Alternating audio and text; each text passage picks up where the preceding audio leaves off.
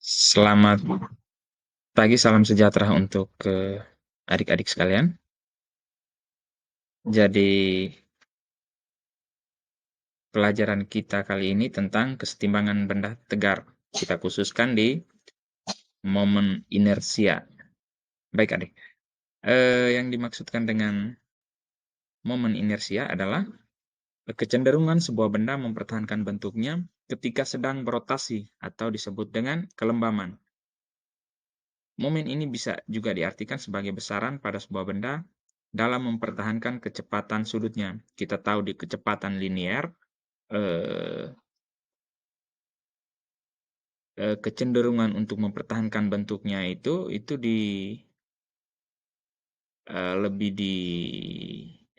lebih dominannya terdapat pada massa, sementara pada momen inersia, sementara pada benda yang berotasi, kecenderungan tersebut terdapat pada momen inersia. Kita sebut dengan momen inersia. Oke, ada beberapa faktor yang mempengaruhi momen inersia, yaitu massa, bentuk benda, letak titik putar, dan jarak dari titik putar. Oleh karena itu, semakin besar inersia yang ada, maka benda akan semakin sulit bergerak. Begitu juga sebaliknya. Perlu diketahui bahwa momen inersia ini adalah penjelasan yang sama dari hukum pertama Newton. Bunyi dari hukum Newton yang pertama yaitu benda bergerak akan cenderung bergerak, sedangkan benda yang diam akan cenderung diam selama tidak ada gaya luar yang mempengaruhi benda tersebut. Kecenderungan untuk tetap bertahan tersebut kita namakan dengan inersia.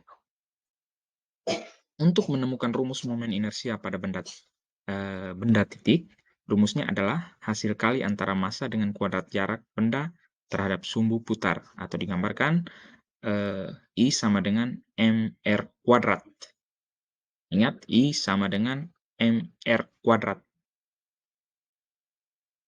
di mana m adalah massa benda, satuannya kilogram, r adalah jarak benda terhadap sumbu putar atau jari-jari, satuannya m, meter, dan I adalah momen inersia tadi, satuannya kilogram meter kuadrat.